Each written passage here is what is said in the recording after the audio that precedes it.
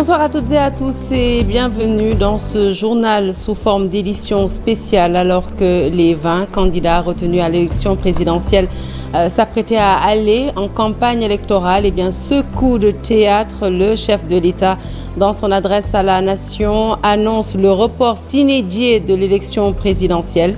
Une première dans l'histoire politique du Sénégal parce que c'est bien la première fois depuis 1963 qu'une élection présidentielle au suffrage universel direct est reportée dans notre pays.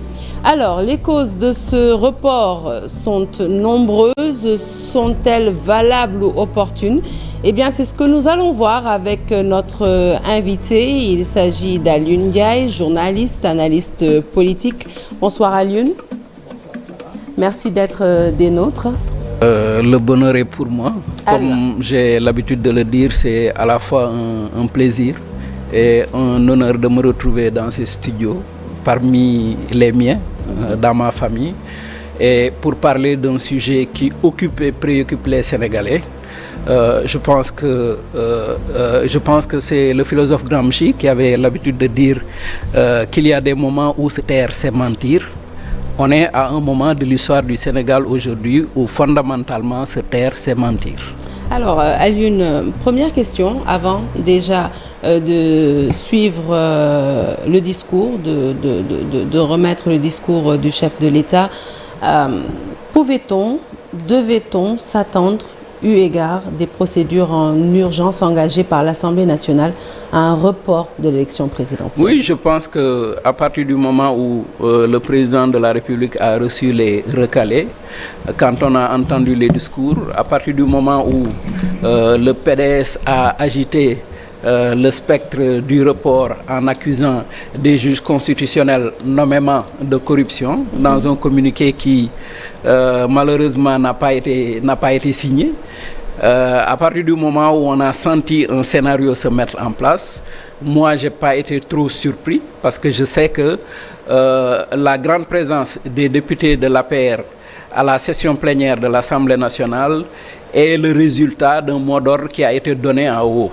Donc quelqu'un l'a dit, je pense qu'il est de l'APR, que tout ce qui s'est passé a été réglé, concocté à partir d'officines qui se trouvent au Palais de la République. Le but de tout ça, pour moi, le but de cette théâtralisation, de cette mise en scène, c'était d'aboutir à ce résultat. Et pour moi, l'objectif, c'est le troisième mandat. Macky Sall ne pouvait pas prendre le troisième mandat en passant par la porte, il est passé par la fenêtre. Alors, nous allons d'ailleurs tout de suite écouter des morceaux de ce discours prononcé par le chef de l'État aujourd'hui à 14h et annonçant le report de l'élection présidentielle du 25 février prochain. Respectueux de la séparation des pouvoirs, je ne saurais intervenir dans le conflit opposant le pouvoir législatif et le... Devant cette situation, l'Assemblée nationale, agissant en vertu de ses prérogatives, pour avis, conformément à son règlement intérieur, une proposition de loi en procédure d'urgence portant aux dispositions de l'article 31 de la Constitution.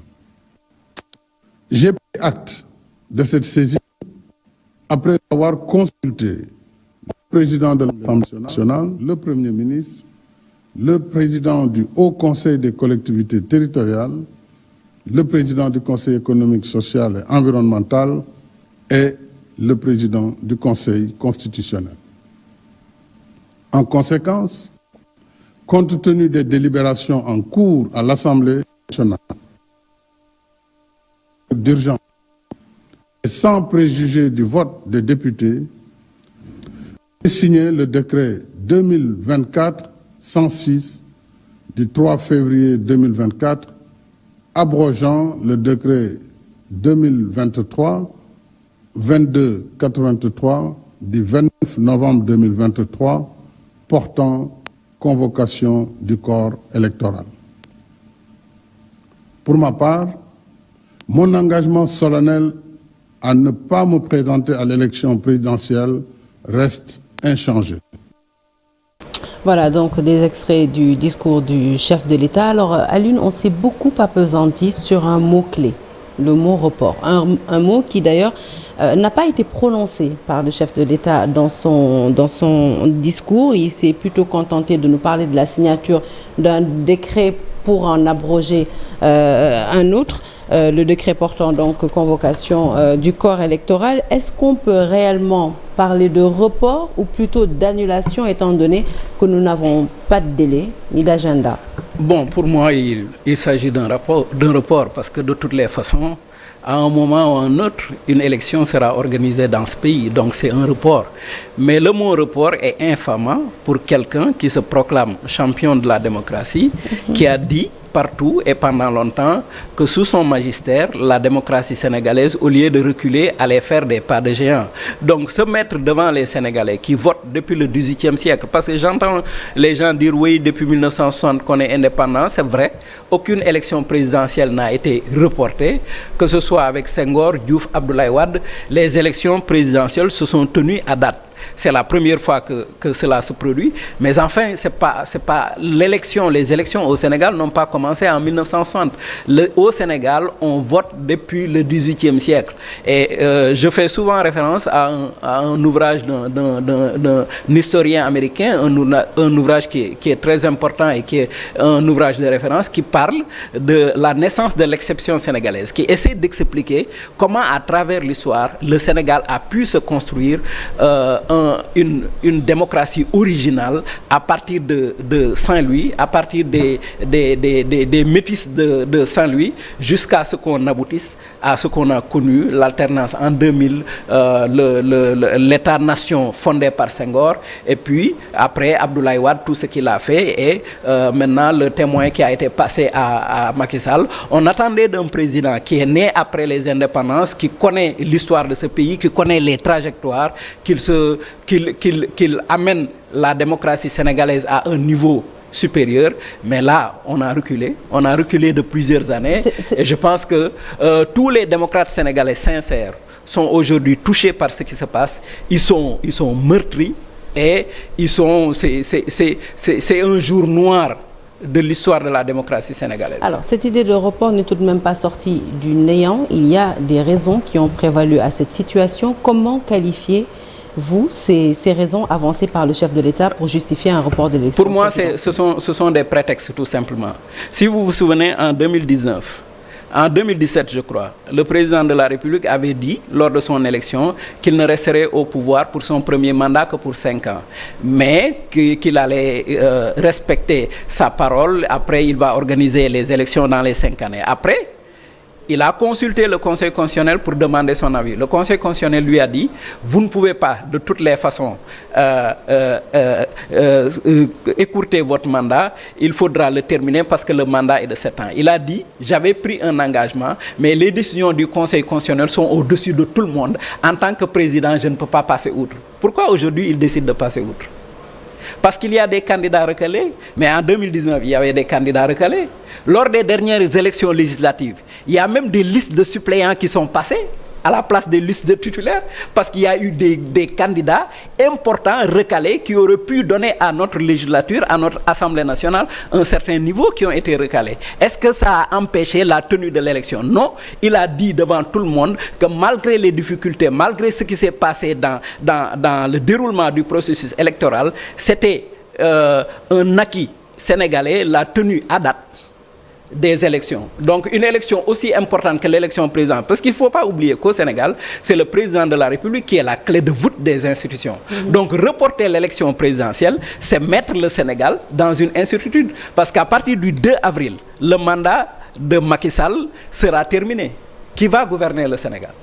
Avant d'en arriver au mandat, que faites-vous, on va dire, des accusations tout de même graves, même si ce sont encore des soupçons, formulés à l'encontre de ces hauts magistrats, de ces sages du Conseil constitutionnel, des problèmes de binationalité évoqués, l'éviction de Karim Meïssa Wade, le cas de Rose Wardini.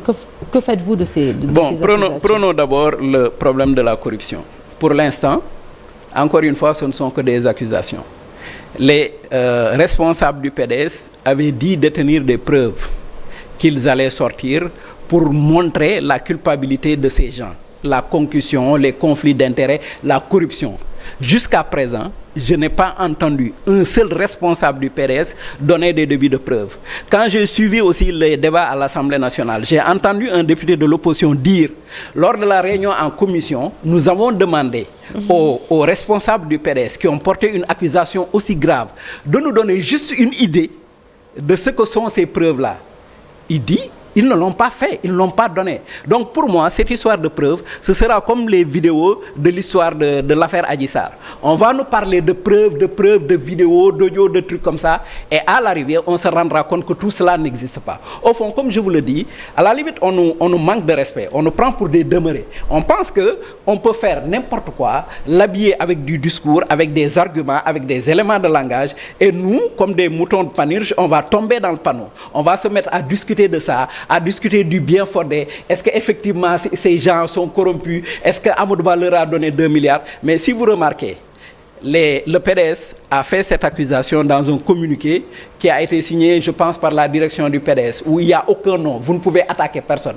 Et je n'ai pas entendu un seul responsable du PDS sur un plateau désigner nommément Amadou Ba et dire que Amadou Ba a corrompu telle ou telle personne. Il n'ose pas le faire parce que si Amadou Ba porte plainte pour diffamation, il ne pourrait pas en apporter les preuves. Donc, pour moi, encore une fois, on nous manque de respect. Ces gens-là, ils sont des Sénégalais comme nous. Nous avons, dans le cadre du jeu démocratique, de l'expression politique, de l'expression plurielle, voté pour eux.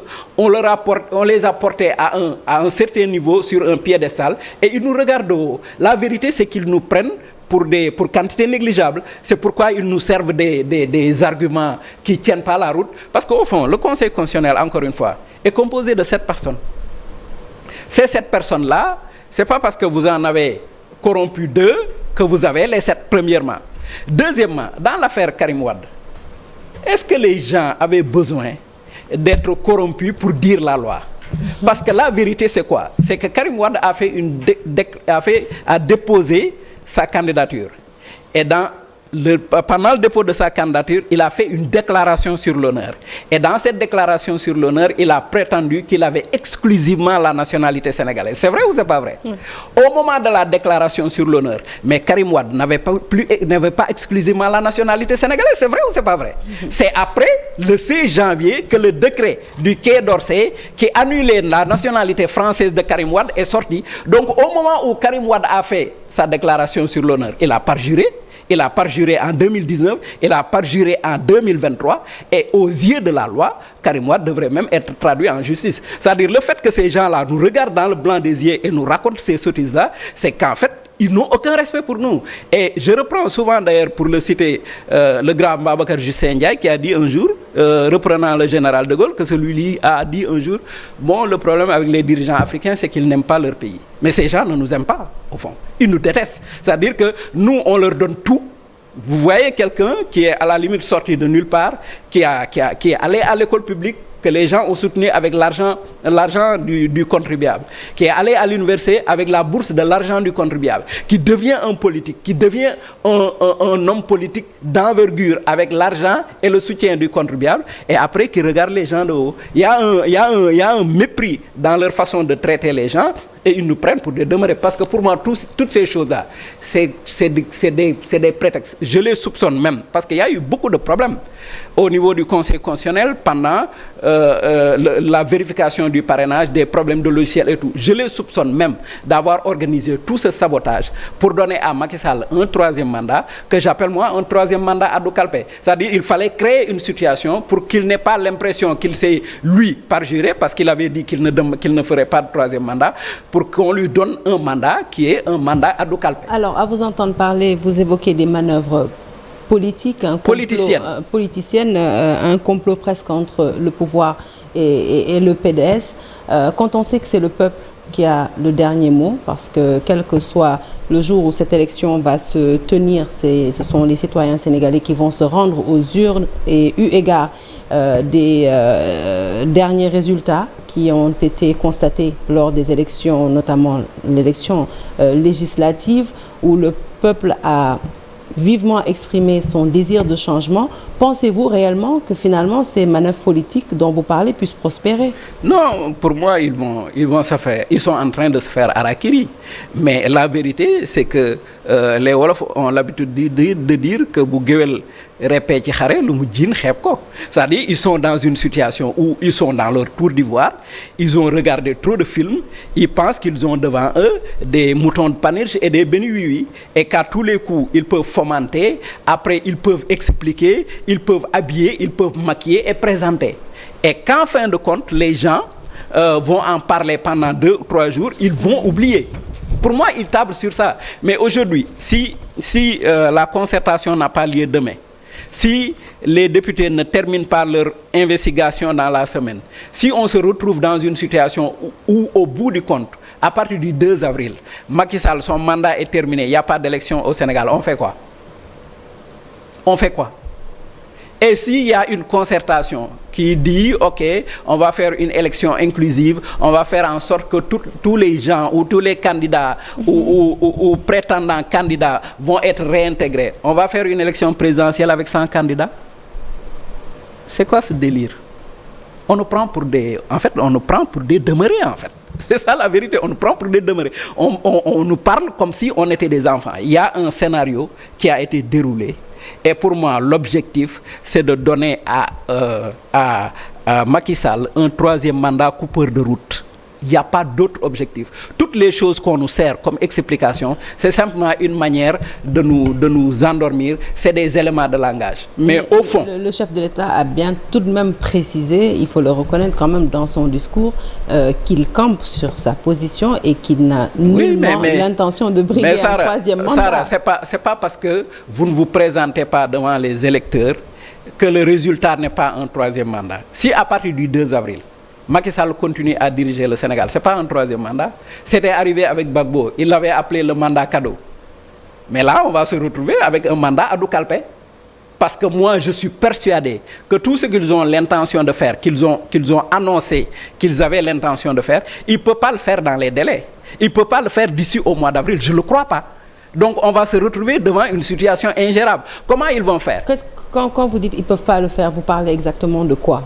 D'ici le 2 avril. Non, c'est-à-dire d'ici le 2 avril. Ils ne peuvent pas finir la commission d'enquête qui va montrer qu'il y a eu tel ou tel dysfonctionnement, qu'il y a telle ou telle personne qui a corrompu telle ou telle personne. Je ne le crois pas. Ils ne peuvent pas faire un travail fast-track. Et puis la concertation que le président veut lancer, après la concertation maintenant, il faut recommencer tout le processus. Le processus électoral au Sénégal, il prend des mois. C'est depuis l'inscription sur les fichiers électoraux. Donc ça prend des mois. Donc ça ne peut pas se faire d'ici le mois d'avril. Donc après le mois d'avril, on fait quoi? Alors, les conséquences, en tout cas, de ce report s'inédié de l'élection présidentielle commencent à se faire sentir déjà à travers les réactions de l'opposition. L'opposition qui n'a pas dit son dernier mot et qui donc compte attaquer ce décret dès qu'il sera publié. C'est en tout cas la position du mouvement Taxawu Sénégal. Khalifa Sall qui annonce donc attaquer ce décret qui reporte les élections au niveau du Conseil constitutionnel dès sa publication. En conférence de presse, le président de la coalition Khalifa Président 2024 estime que c'est un précédent dangereux pour le Sénégal. Je vous propose de l'écouter. Ces propos sont recueillis par Dissa Préra. dafa ami soupçon pour que puisque dañ ne am na guerre mais nañu xaar boobu ba commission bi taxaw ba commencé liggéey su fekkee gis na lu tax ñu ne lii am na boobaa ñëpp ni gongo mais commission bi dooragul sax on préjuge de ses conclusions et on veut reporter les élections. Voilà le problème. Ce qui se passe ici est un précédent dangereux. Le président a pris un décret pour rapporter, pour abroger celui convoquant le corps électoral. Mais comme que gisaguñu décret bi gisaguñ ko te moom waxuñu yan base la ko wékk ñoo ngi xaar mais dès que le décret sera publié il sera attaqué inchallah. Voilà donc la position de Khalifa Sall, ces mots, un précédent dangereux pour le Sénégal. L'opposition aujourd'hui a-t-elle encore les cartes en main pour contrecarrer ou riposter réellement face à cette décision prise par le gardien de la Constitution? Bon, on va voir sur le terrain concrètement ce que va faire l'opposition, mais pour moi, le pouvoir a fait un calcul très simple. Le pouvoir s'est dit, c'est le mouvement, c'est PASTEF qui avait une grande capacité de mobilisation, une grande capacité de nuisance. Aujourd'hui, ils pensent avoir plus ou moins démantelé PASTEF, sa capacité de mobilisation et de nuisance. Ils se disent qu'ils ont en face d'eux une opposition de gens de salon, de gens de communiqué, de gens de lettres de protestation, de gens qui passent leur temps à aller voir les chancelleries, les ambassades, mais qui vont s'en limiter là. Et ils se disent aussi que les Sénégalais, pour l'essentiel, sont des gens assez oublieux. Ils aiment bien débattre d'un problème pendant 2 jours, mais au bout des 48 heures, ils vont passer à autre chose. Donc vous pouvez leur mettre un soufflet et vous dire que bon, quand l'inflammation va passer, ils vont l'oublier, simplement. Attention, parce que là, et c'est une information qui vient de nous parvenir, la coalition Diomaye 2024 a décidé de battre campagne dès ce dimanche, malgré l'abrogation du décret convoquant le corps électoral et donc faisant reporter l'élection présidentielle. Nous allons tout de suite écouter Amadou Ba de la dite coalition. La coalition Diomaye Président engage tous ses militants à poursuivre la campagne électorale ce soir à partir de minuit, comme c'est convenu par la Constitution et les textes légaux et réglementaires. Nous rappelons que seul le Conseil constitutionnel, dans des cas bien précis et identifiés dans la Constitution, a le pouvoir de suspendre l'élection présidentielle. Alors là, on peut dire que c'est vraiment mal parti. Si le chef de l'État a reporté l'élection pour désamorcer une bombe ou désamorcer une crise, là, avec ce qu'on vient d'entendre, on s'achemine tout droit vers Moi, je suis persuadé que, encore une fois, je vous dis, il y a des choses qui tiennent de l'élément de langage, qui tiennent de la stratégie de communication.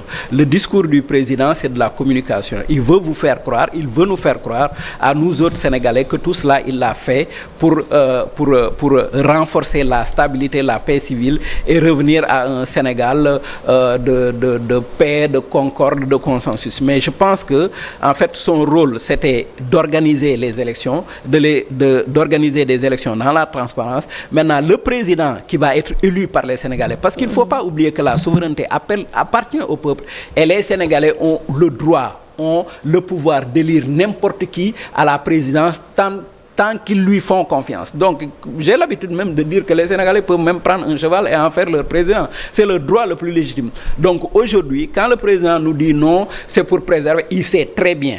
Et je suis sûr qu'il s'est donné les moyens déjà de partir en bataille, de partir en guerre contre les récalcitrants. Il sait très bien que la décision qu'il a prise va avoir des conséquences. Et je suis persuadé qu'il a dû se réunir avant avec les gens chargés de la sécurité dans le pays pour prendre des mesures. Donc il sait très bien que les Sénégalais ne vont pas acquiescer. Tous les Sénégalais ne vont pas acquiescer pour aller dormir tranquillement ou aller boire leur lol ou manger leur thieboudian. Les gens vont faire quelque chose. Maintenant, je suis sûr qu'il s'est déjà prévenu contre ça. Maintenant, tout ce qu'il a dit dans son discours, pour moi, ça tient de l'élément de langage, ça tient de la communication, mais l'objectif, c'est un coup de force simplement.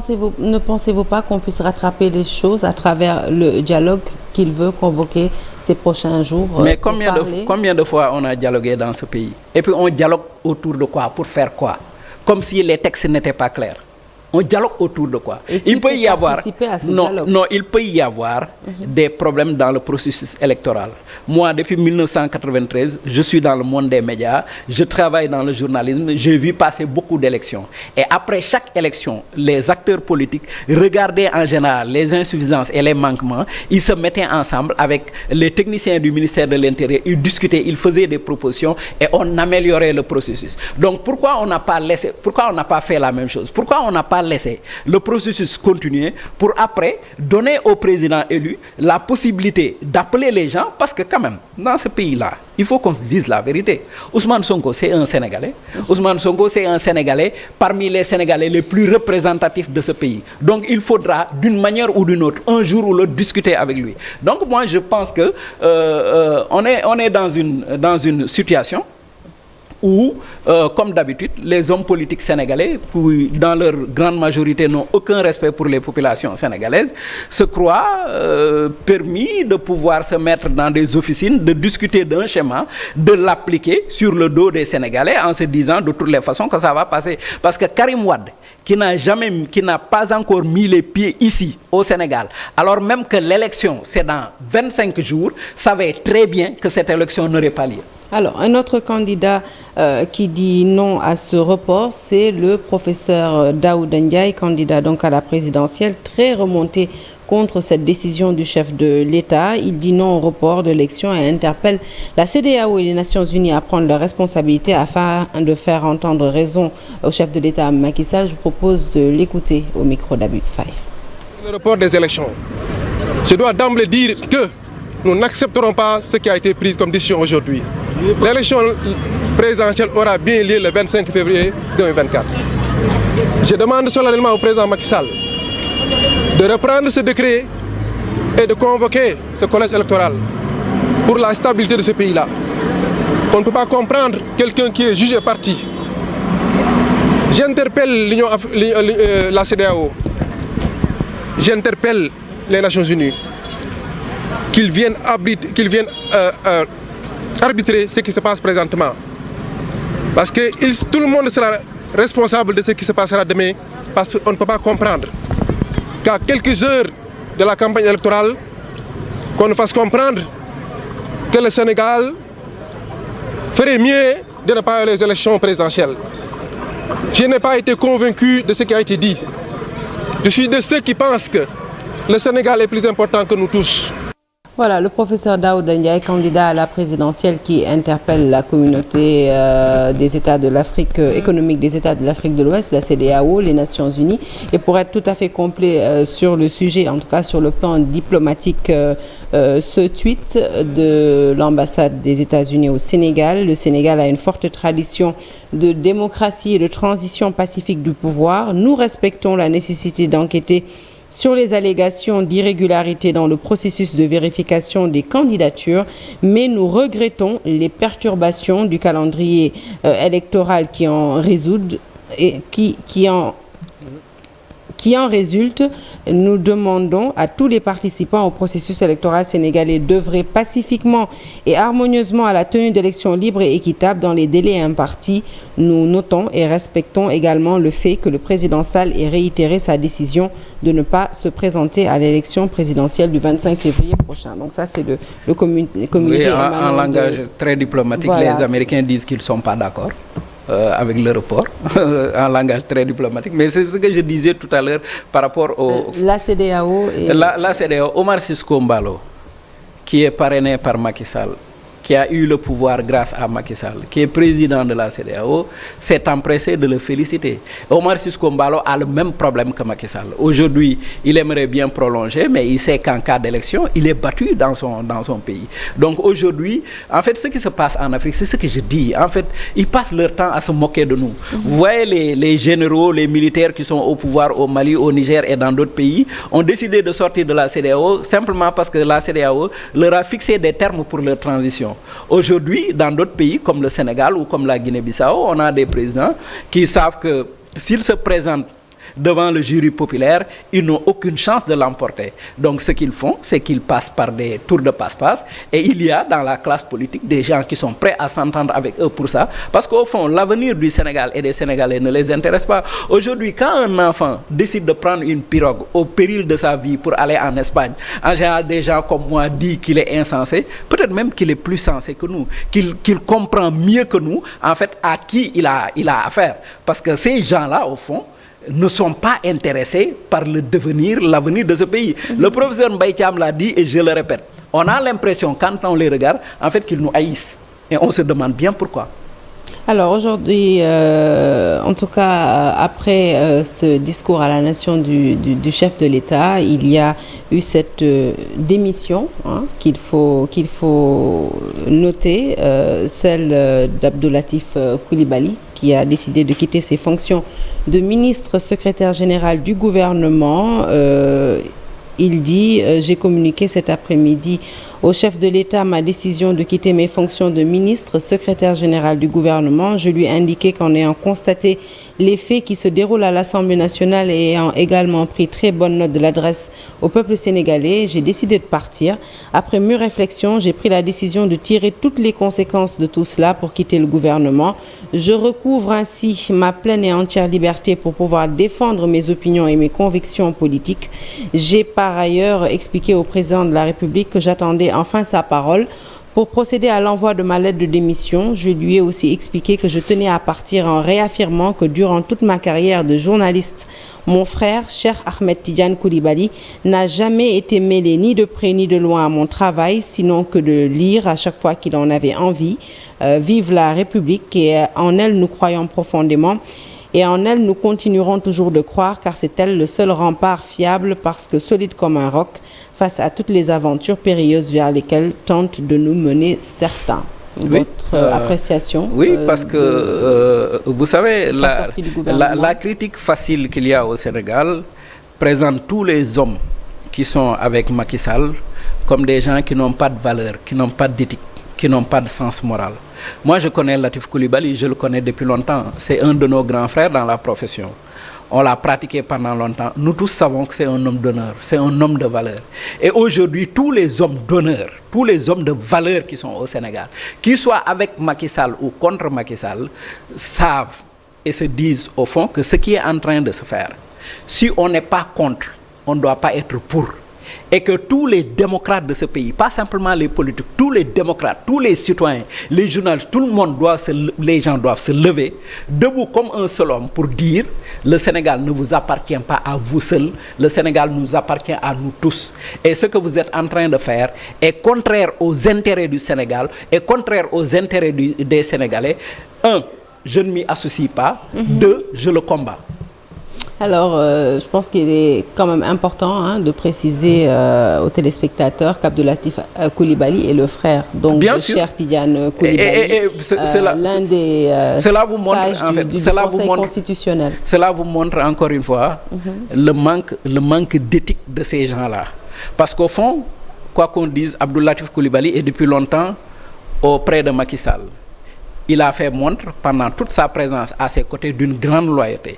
C'est quelqu'un qui en général est épris de liberté, qui avait l'habitude d'exprimer ses opinions. Il a décidé au nom du compagnonnage de renoncer à tout cela pour rester loyal. Mais on lui plante un coup de poignard dans le dos parce qu'en fait, en parlant de concussion, de relations de parenté et tout, on le vise lui.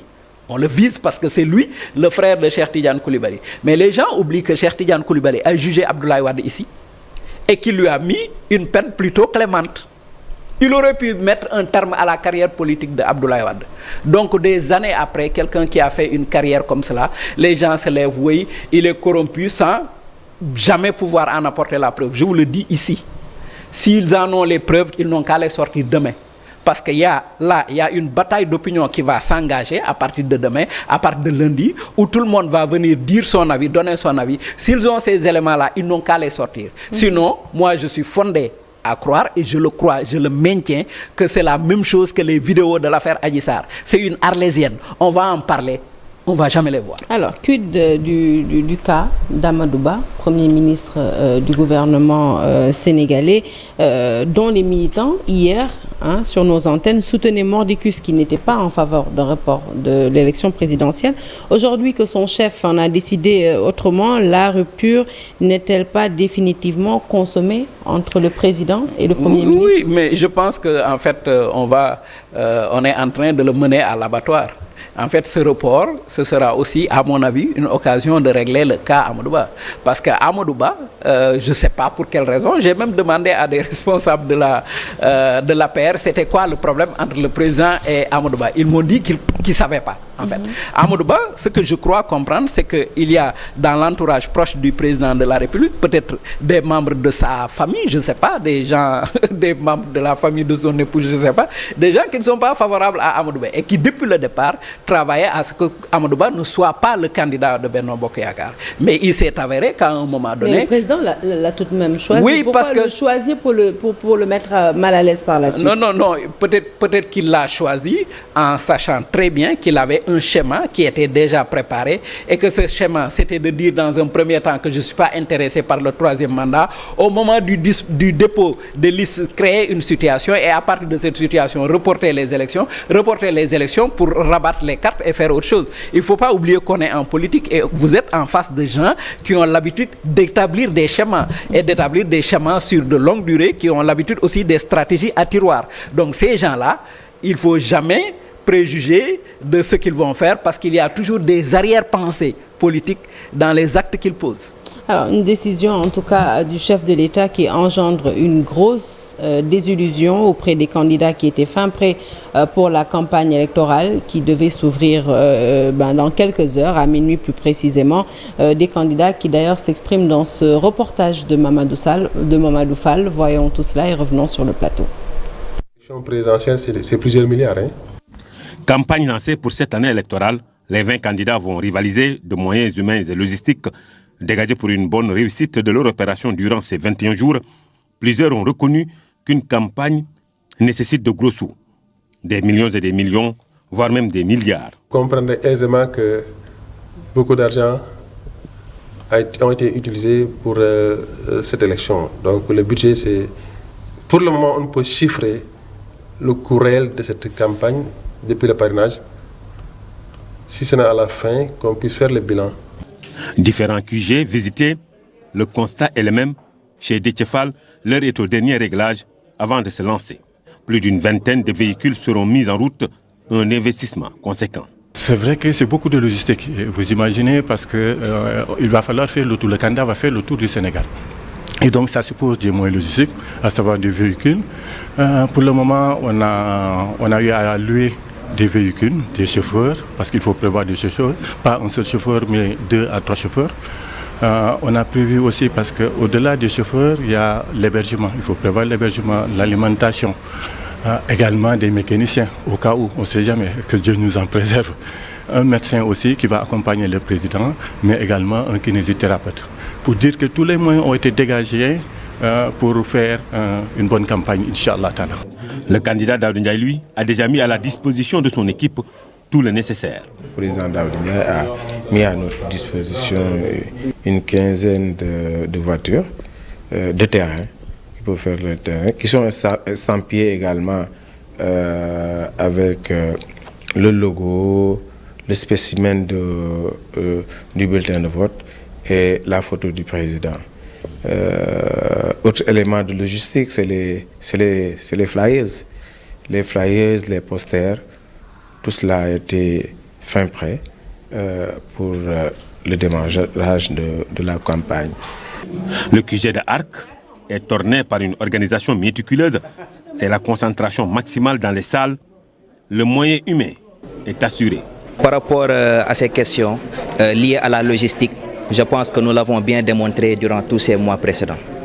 Tout le peuple sénégalais a conscience à présent de la logistique qui est à notre disposition et du professionnalisme surtout de cette équipe au sein de l'alternative pour la relève citoyenne.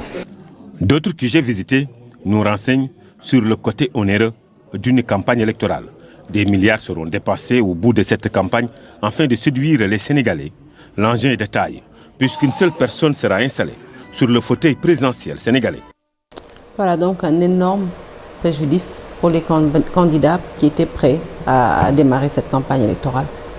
Bien sûr, parce que faire une campagne électorale, je dis, ça ne se prépare pas en un an, ça se prépare en 5-10 ans. Donc ces gens-là ont mis du temps pour mettre en place leur stratégie, pour mettre en place la logistique, pour réunir les moyens. Et certains ont même renoncé ou mis entre parenthèses une carrière professionnelle pour pouvoir se présenter et formuler des propositions à l'endroit du peuple sénégalais. Mais ça, pour moi, c'est la conséquence même la moins grave. La conséquence la plus grave, c'est le fait que là, les gens du PDS ont dit qu'ils voulaient un report de 6 mois Et un report de 6 mois, c'est donner un 3e mandat illégal à Macky Sall.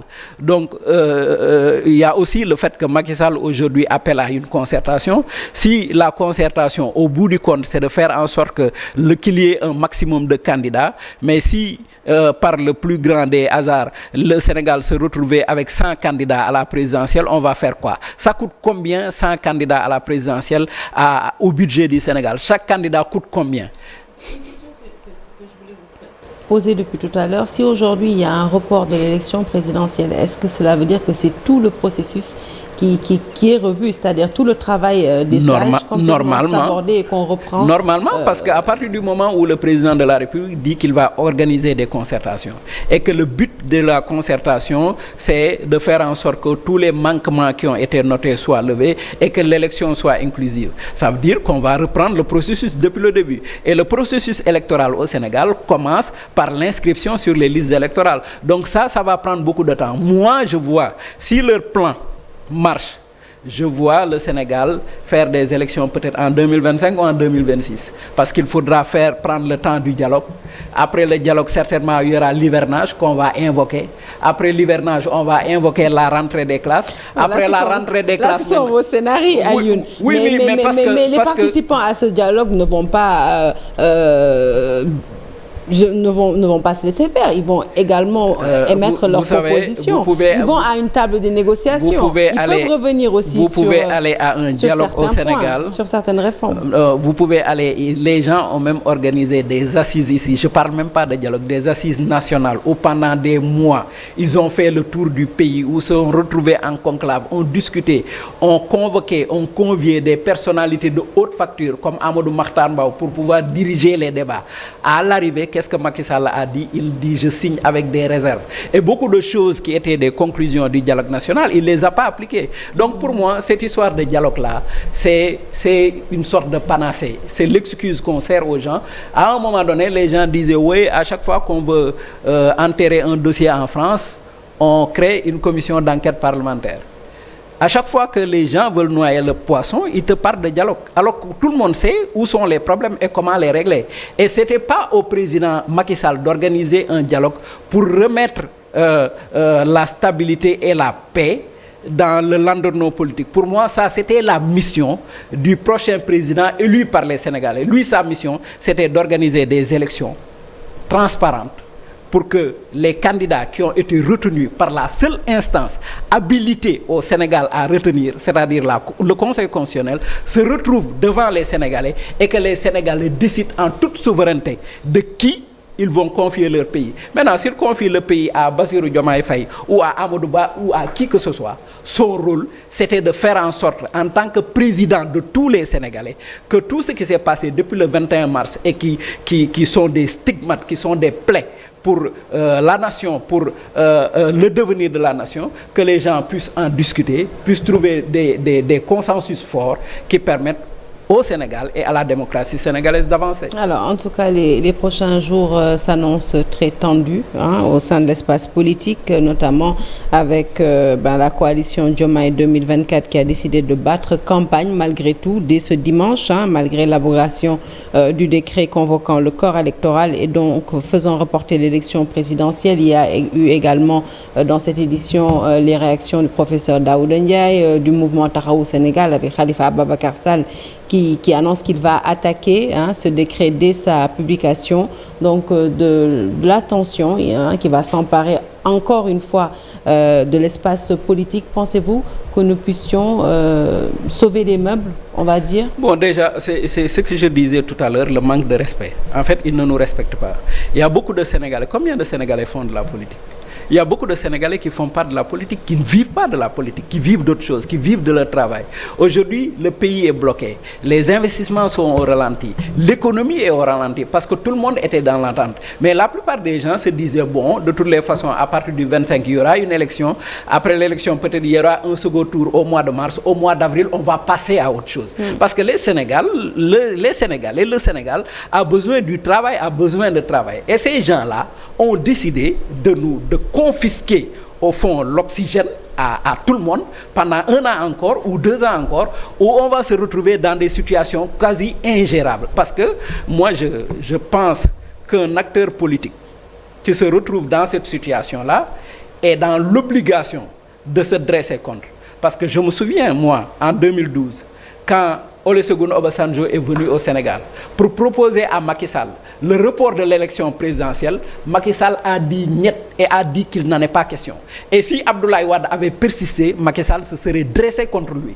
Ce qui était valable en 2012 est valable maintenant. Donc on va se retrouver dans une situation quasi ingérable. Et moi je m'attends à ce qu'il y ait un effet de contagion dans tout le pays. Et puis de voir au fond que ces gens-là à qui on a confié notre destinée, ces gens-là à qui on a tout donné, parfois oublient que le minimum qu'ils nous doivent, c'est le respect. Alors, le Sénégal a démontré, le peuple sénégalais a démontré plusieurs fois sa maturité, ça il faut le dire, au moment où la communauté africaine ou internationale nous prédisait une grave crise. Nous avons quand même réussi à désamorcer cette tension et prouver qu'on était un grand peuple, notamment grâce à notre société civile, mais aussi à nos régulateurs. Aujourd'hui, si vous deviez, parce que vraiment pour éviter qu'on aille vers cette situation tendue, lancer un appel, vous diriez quoi? D'abord, je vais parler des régulateurs. Ces gens, nos dignitaires, pour l'essentiel, ont l'habitude de faire ce que j'appelle moi de la diplomatie souterraine. Ils préfèrent, quand ils parlent à une autorité comme le chef de l'État, ils préfèrent lui parler de manière directe. Ils préfèrent lui parler en aparté et en privé, pas sur la place publique. Mais on est arrivé à un moment où, aujourd'hui, dans l'histoire du Sénégal, il y a des choses qui doivent être dites à haute et intelligible voix. Sinon, ça va ressembler à de la complicité. Aujourd'hui, Macky Sall avait pris un engagement auprès de tous ses chefs religieux. Il avait même fait une tournée pour dire au revoir. Donc, il n'est pas censé être là au-delà du 2 avril. S'il décide, malgré tout ce qu'il a fait, malgré tout ce qu'il a dit, de rester au-delà du 2 avril, ces gens-là, je pense, ces dignitaires-là, ont le devoir de le rappeler, de lui rappeler ses engagements, ont le devoir de lui rappeler ses obligations envers le peuple sénégalais, parce que sa mission première, encore une fois, c'est non seulement de nous respecter, mais de nous offrir la stabilité. Et cette stabilité, on ne peut pas l'avoir dans un cas où, à 25 jours d'une élection présidentielle, au moment où les Sénégalais étaient en train de discuter de pour qui ils allaient voter, dans un contexte où effectivement on n'a pas l'idéal, mais on a un réel sur lequel on pouvait se baser pour choisir, qu'on leur dise non, à partir de maintenant, à cause du PDS qui n'est pas content de ceci, à cause de gens qui désireraient cela, donc on est dans une situation de crise. Quelle crise institutionnelle? Il n'y a aucune crise institutionnelle dans ce pays. J'ai même entendu quelqu'un du PDS dire oui, c'est vrai qu'il n'y a pas de crise institutionnelle, mais on va vers une crise institutionnelle. C'est maintenant que la crise institutionnelle va arriver. C'est maintenant que la crise grandeur nature va arriver. Et là encore, je vais citer Antonio Gramsci qui a dit un jour, la crise, c'est quand le vieux meurt et le nouveau refuse de naître. C'est en fait ça qui arrive au Sénégal. Cette vieille façon de faire la politique est morte depuis longtemps au Sénégal. Mais le nouveau qui doit naître, les gens disent à celui qui est en train de l'engendrer de croiser ses pieds pour qu'il ne naisse pas. Ça ne peut pas se passer comme ça. Donc forcément, on pourrait aller vers des difficultés, on pourrait aller vers des troubles, et la paix, la stabilité qu'il a promis dans son discours, moi je suis sûr que ce n'est pas ce qu'il prépare. Je suis sûr qu'il a préparé les gens chargés du maintien de l'ordre, qu'il leur a donné certainement qu'ils ont discuté de la manière de gérer le problème au cas où il y aurait problème, alors qu'on ne devrait pas en être là. Ces gens-là sont payés avec l'argent du contribuable sénégalais pour veiller sur les Sénégalais. Alors, on espère en tout cas qu'on n'en arrivera pas là. Merci en tout cas à Alioune Ndiaye d'avoir été des nôtres ce soir. Merci à vous d'avoir suivi cette édition spéciale. L'information du jour, le report s'inédié donc de l'élection présidentielle du 25 février prochain, dont nous allons continuer à parler tout à l'heure à 22h. Ce sera avec Pape Ngagne Ndiaye et ses invités à travers un plateau spécial. Excellente suite de programme en notre compagnie. Excellente soirée.